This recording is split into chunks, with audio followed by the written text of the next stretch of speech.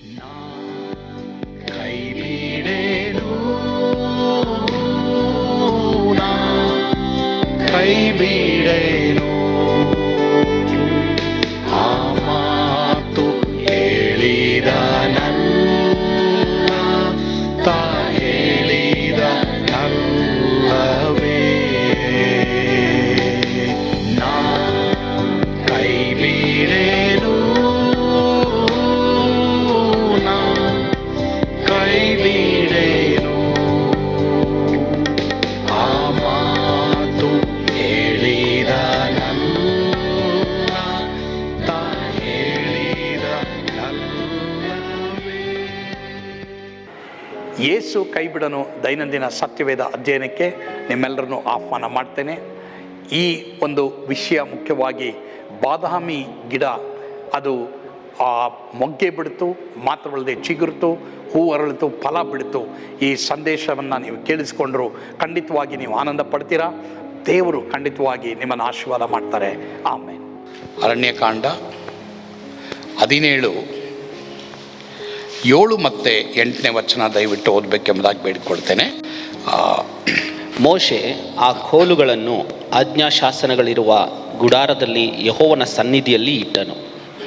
ಮರುದಿನ ಮೋಶೆ ಗುಡಾರದಲ್ಲಿ ಹೋಗಿ ನೋಡಲಾಗಿ, ಆಹಾ, ಲೇವಿ ಕುಲಕ್ಕೋಸ್ಕರ ಆರೋನನು ಕೊಟ್ಟಿದ್ದ ಕೋಲು ಚಿಗುರಿ ಮೊಗ್ಗೆ ಬಿಟ್ಟು ಹೂವರಳಿ ಬಾದಾಮಿ ಹಣ್ಣುಗಳನ್ನು ಫಲಿಸಿತ್ತು.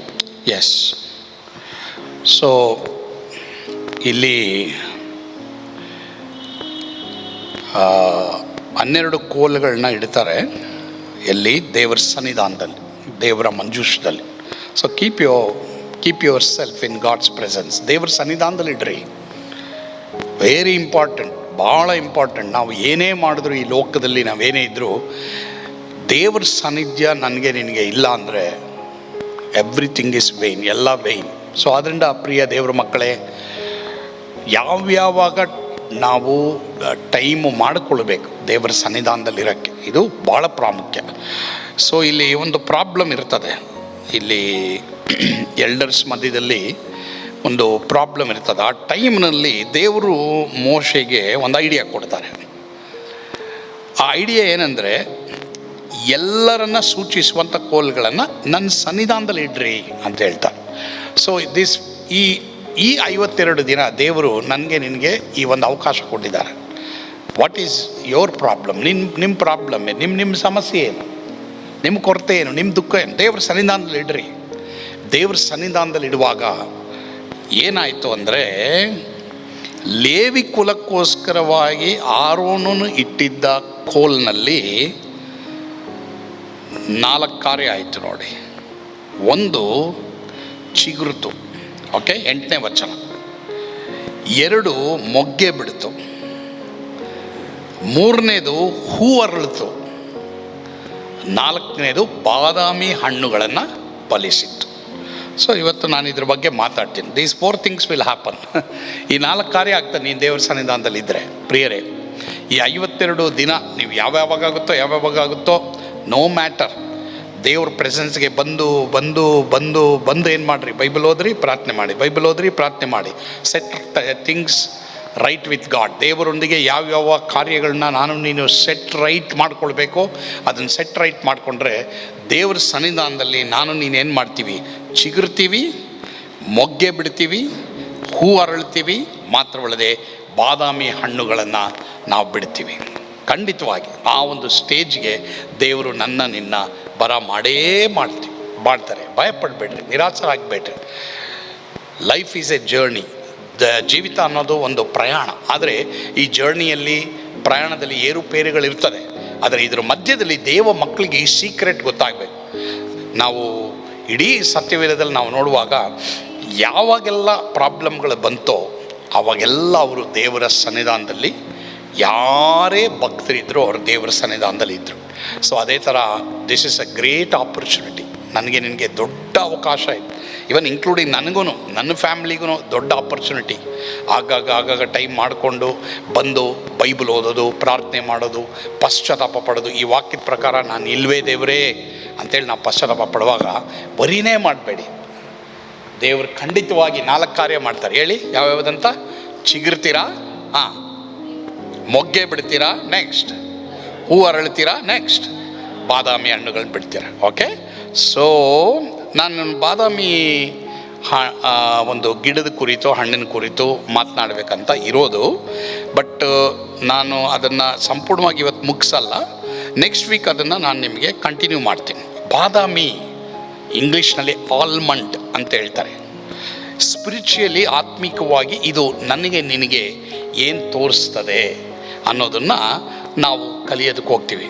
ಆದರೆ ಒಂದು 3-4 ವಚನ. ಮೊದಲನೇದಾಗಿ ಈ ಚಿಗುರೋದು, ಓಕೆ, ತಿರುಗಿ ಮೊಗ್ಗೆ ಬಿಡೋದು, 3ನೇದಾಗಿ ಹೂ ಅರಳೋದು, 4ನೇದಾಗಿ ಹಣ್ಣು ಬಿಡೋದು. ಇದ್ರ ಬಗ್ಗೆ ಕೆಲವು ವಚನಗಳಿದೆ ಬೈಬಲ್ನಲ್ಲಿ. So let see what does it really mean, ಅದರ ಅರ್ಥ ಏನು, ಅದನ್ನು ನೀನು ನೋಡಿದ ಮೇಲೆ, ಬಿಕಾಸ್ ಎಲ್ಲದಕ್ಕೂ ಈ ಬೈಬಲ್ನಲ್ಲಿ ಆನ್ಸರ್ ಇದೆ. ವಾಟ್ ಎವರ್ ನಾನು ನೀನು ಏನೇ ಆದೋಗ್ತಾ ಇರ್ಬೋದು, ಪ್ರಿಯ ದೇವರ ಮಕ್ಕಳೇ, ಭಯಪಡಬೇಡ್ರಿ, ನಿರಾಸರಾಗಬೇಡ್ರಿ, ವೇದನೆ ಪಡಬೇಡಿ, ದುಃಖ ಪಡಬೇಡಿ. ಖಂಡಿತವಾಗಿ ನೀನು ಚಿಗುರ್ತೀಯ, ನೀ ಬೊಗ್ಗೆ ಬಿಡ್ತೀಯ, ಮಾತ್ರವಲ್ಲದೆ ಹೂ ಅರಳ್ತೀಯ, ಅದು ಮಾತ್ರವಲ್ಲದೆ ನೀನು ಹಣ್ಣು ಬಿಡ್ತೀಯ. ಆ ಸ್ಟೇಜ್ಗೆ ನೀನು ಬಂದೇ ಬರ್ತೀಯ. ಯಾಕಂದರೆ ಯಾರು ದೇವರ ಸನ್ನಿಧಾನದಲ್ಲಿ ನಾನು ಕೂತ್ಕೊಳ್ತೀನಿ, ದೇವರ ಸನ್ನಿಧಾನದಲ್ಲಿ ಇರ್ತೀನಿ ಎಂಬುದಾಗಿ ಡಿಸೈಡ್ ಮಾಡ್ತಾರೋ ಅವರೆಲ್ಲರಿಗೂ ಅಷ್ಟೇ ದೇವರು ಆ ಕಾರ್ಯ ಮಾಡ್ತಾರೆ. Because everything starts from God's presence. ಎಲ್ಲನೂ ದೇವರ ಸನ್ನಿಧಾನದಲ್ಲಿ ಆರಂಭವಾಗೋದು. ಕ್ರಿಶ್ಚಿಯನ್ಸ್ಗೆ, ದೇವರ ಮಕ್ಕಳಿಗೆ ಅನ್ಯರ ಥರ ನೀನು ಇಂಪ್ರೂವ್ ಆಗಲ್ಲ. Don't even pray that also. ದೇವರೇ ಅವರಂಗೆ ನಾನು ಇಂಪ್ರೂವ್ ಆಗಬೇಕು. No, you will not. ನೀನು ಇಂಪ್ರೂವ್ ಆಗೋದು ಆತ್ಮದಲ್ಲಿ ಇಂಪ್ರೂವ್ ಆದರೆ ಎಲ್ಲದರಲ್ಲಿ ಇಂಪ್ರೂವ್ ಆಗ್ತದೆ. That is biblical principle. ಅದು ದೈವಿಕ ಒಂದು ತತ್ವ. ಆತ್ಮದಲ್ಲಿ ಇಂಪ್ರೂವ್ ಆಗಬೇಕು. ಅದಕ್ಕೆ ನಾನು ಪದೇ ಸಭೆಗೆ ಹೇಳ್ತಾನೆ ಇರ್ತೀನಿ, ಈ ಅವಕಾಶ ಬಿಡಬೇಡಿ, ತಗೊಳ್ಳಿ, ಈ ಅವಕಾಶ ತಗೊಳ್ರಿ. ಬಿಕಾಸ್ ನನಗೆ ನಿನಗೆ ಹಣ ಇದ್ರೆಲ್ಲ, ನಿನಗೆ ದೇವರ ಸನ್ನಿಧಾನ ಇರಬೇಕು. This is very very important ಎಂಬುದಾಗಿ. ಸೊ ಕೆಲವು ವಾಕ್ಯಗಳನ್ನ ನೋಡೋಣ. ಏನು, ವಾಟ್ ಡಸ್ ಇಟ್, ಈ ಬಾದಾಮಿ ಇದು ಗಿಡ, ಇದು ಹೂ ಬಿಡೋದು, ಚಿಗುರೋದು, ಅರಳೋದು, ಏನು ಇದರೆಲ್ಲ ಅರ್ಥ ಏನು, ದೇವ್ರ ವಾಕ್ಯದಲ್ಲಿ ಏನು ಹೇಳುತ್ತೆ ಅನ್ನೋದನ್ನು ನಾವು ಇವಾಗ ದೇವ್ರ ವಾಕ್ಯದಲ್ಲಿ ನೋಡೋಣ. What does Bible says? ನಾನು ಹೇಳೋದಲ್ಲ, ನೀನು ಹೇಳೋದಲ್ಲ, ಇನ್ನೊಬ್ಬರು ಹೇಳೋದಲ್ಲ. What does Bible says? ಭಾಳ ಪ್ರಾಮುಖ್ಯ ಪ್ರಿಯರೇ. ಬೈಬಲ್, ಸತ್ಯವೇದ ಏನು ಹೇಳ್ತದೆ ಅದು ಭಾಳ ಇಂಪಾರ್ಟೆಂಟ್. 1ನೇದಾಗಿ ಎಜಿಕೇಲ್ 7:10, ಯೆಹೆಜ್ಕೇಲ 7ನೇ ಅಧ್ಯಾಯ 10ನೇ ವಚನ. ಆಹಾ, ದಂಡನೆಯ ದಿನವು ಇಗೋ ಬಂತು, ನಿನಗೆ ದುರ್ಗತಿಯು ಅಂಕುರಿಸಿದೆ, ಕೋಲು ಹೂ ಬಿಟ್ಟಿದೆ, ಹೆಮ್ಮೆಯು ಚಿಗುರಿದೆ. ಎಸ್, ಸಾಕು. ಈ ಒಂದು ಕಾಂಟೆಕ್ಸ್ಟ್ನಲ್ಲಿ ಇದು ಕೋಲು ಹೂ ಬಿಟ್ಟಿದೆ, ಹೆಮ್ಮೆಯು ಚಿಗುರಿದೆ, ಏನು ಈ ಒಂದು ವಾಕ್ಯದ ಪ್ರಕಾರ? ಇದನ್ನು ನಾವು ಕಾಂಟೆಕ್ಸ್ಟಲ್ಲಿ ನೋಡೋದಾದರೆ ಅದು ದೇವರಿಗೆ ವಿರುದ್ಧವಾಗಿರುವಂಥ ವೈರಿಗಳ ಒಂದು ಅಂತ್ಯ ಆರಂಭವಾಗಿದೆ. So an end to God's enemies. ದೇವರ ಶತ್ರುಗಳು, ಪ್ರಿಯ ದೇವರ ಮಕ್ಕಳೇ, ನಿಮಗೆ ವಿರುದ್ಧವಾಗಿ ಯಾರ್ಯಾರು ಶತ್ರುಗಳಿದ್ದಾರೆ, ಸೈತಾನು ಯಾರ್ಯಾರ ಮೂಲಕ ನಿಮಗೆ ಶತ್ರುವಾಗಿ ತಿರುಗ್ತಾ ಇದ್ದಾನೆ, ಭಯಪಡಬೇಡಿ. ಆ ದುರಾತ್ಮನ ಎಲ್ಲ ಕ್ರಿಯೆಗಳು ನಿರ್ನಾಮವಾಗ್ತದೆ, ಎಲ್ಲ ಲಯವಾಗ್ತದೆ. ಭಯನೇ ಪಡಬೇಕಾದಂಥ ಅವಶ್ಯಕತೆ ಇಲ್ಲ. ಪ್ರಿಯ ದೇವರ ಮಕ್ಕಳೇ, ನಿಮ್ಮ ಜೀವಮಾನ ಚಿಗುರುತ್ತೆ, ನಿಮ್ಮ ಜೀವಮಾನದಲ್ಲಿ ಮೊಗ್ಗೆ ಬಿಡುತ್ತೆ, ಹೂ ಅರಳ್ತೀರಾ, ಫಲ ಬಿಡ್ತೀರಾ, ಫಲ ಕೊಡ್ತೀರಾ. ಕರ್ತನಿಗಾಗಿ ನೀವು ಪ್ರಜ್ವಲಿಸ್ತೀರಾ. ಭಯಪಡಬೇಡಿ, ನಿರಾಸರಾಗಬೇಡ್ರಿ, ಪಶ್ಚಾತ್ತಾಪಪಟ್ಟು ದೇವ್ರಿಗೆ ಬಳಿಗೆ ಬನ್ನಿರಿ. ದೇವರು ಎಲ್ಲವನ್ನ ಲಾಭದಾಯಕವಾಗಿ ಮಾರ್ಪಡಿಸ್ತಾರೆ. ಆಮೇಲೆ ಪ್ರಾರ್ಥಿಸೋಣವಾ? ಪರಮ ಪ್ರೀತಿಯುಳ್ಳ ತಂದೆ ಆದವರೇ, ಯಾರು ನನ್ನ ಲೈಫೇ ಮುಗಿದೋಗಿದೆ, ನನ್ನ ಜೀವಿತ ಇಷ್ಟೇ ಎಂಬುದಾಗಿ ಹೇಳಿಕೊಂಡು ಈಗ ಈ ಸಂದೇಶವನ್ನು ಕೇಳಿದಾರೋ ಅವ್ರಿಗೊಂದು ದೇವರೇ ನಂಬಿಕೆ ಕೊಡು, ಅವರಿಗೆ ವಿಶ್ವಾಸ ಕೊಡು. ಅವ್ರ ನಿರೀಕ್ಷೆಯನ್ನು ಕಳ್ಕೊಳ್ಬಾರ್ದಪ್ಪ. ಅವ್ರು ಈಗಲೇ ನಿನ್ನ ಕಡೆಗೆ ಬರುವಾಗೆ ನೀ ಕೃಪೆ ಕೊಡಪ್ಪ. ದೇವರೇ, ಒಂದು ಗಿಡ ಸತ್ತು ಹೋದದ್ದಾಗಿದ್ರೂ ಸಹ ನೀರಿನ ವಾಸನೆಯಿಂದ ಯಾವ ರೀತಿ ಚಿಗುರುತ್ತೋ ಆ ರೀತಿಯೇ ಈ ಮಕ್ಕಳು ಚಿಗುರಬೇಕಪ್ಪ. ಆ ರೀತಿ ನೀ ಮಾಡಪ್ಪ. ಯೇಸುವಿನ ಹೆಸರಿನಲ್ಲಿ ಪ್ರಾರ್ಥಿಸ್ತೇವೆ ಸ್ವಾಮಿ, ಆಮೇನ್. ಕರ್ತನು ನಿಮ್ಮನ್ನು ಆಶೀರ್ವಾದ ಮಾಡಲಿ. ಸ್ವರ್ಗದ ಆನಂದ ನಿಮ್ಮನ್ನು ತುಂಬಿ ತುಳುಕಲಿ. ಆಮೇನ್. God bless you.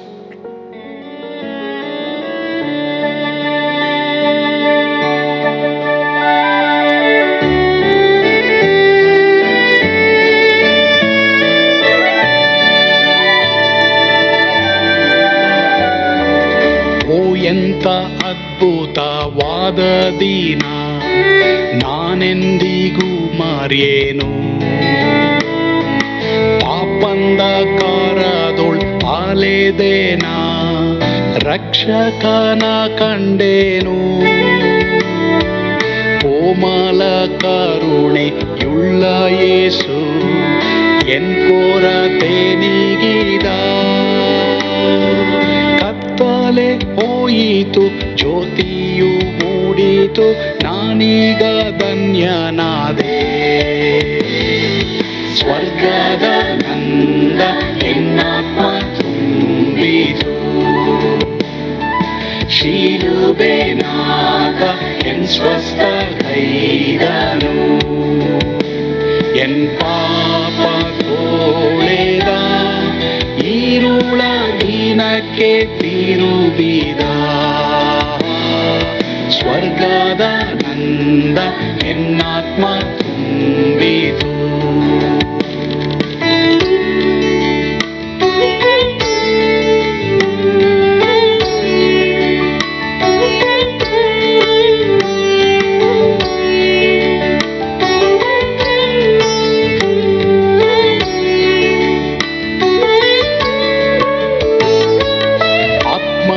ನೂತನ ಜನ್ಮದಿಂದ ದೇವಪುತ್ರನಾದೇನು. ನೀತಿ ನಿರ್ಣಯವ ಹೊಂದಿದೇನು, ಭಾಗ್ಯವಂತನಾದೇನು. ಪಾಪಾತ್ಮನಾಗಿ ನಾ ಬಂದಾಗಲೇ ಆಶೀರ್ವಾದ ಸಿಕ್ಕಿತು. ಕೃಪೆಯ ಮೂಲವೇ ರಕ್ಷಣೆ ಹೊಂದಿದೆ, ಸುನಾಮ ಕೊಂಡಾಡುವೆ. ಸ್ವರ್ಗದ ನಂದ ಎನ್ನಾತ್ಮ ತುಂಬಿತು. ಶಿಲುಬೆನಾಗ ಎನ್ ಸ್ವಸ್ಥ ಕೈದನು.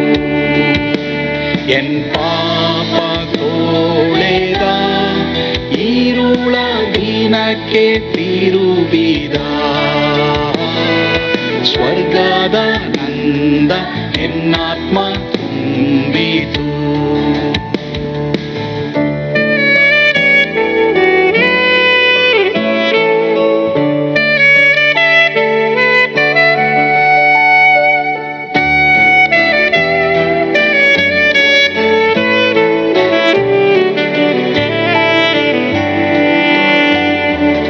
ಅನಂತ ನಿರೀಕ್ಷೆ ಏನಾಗಿದೆ, ಕಾಲವು ತೀರಲಾಗಿ.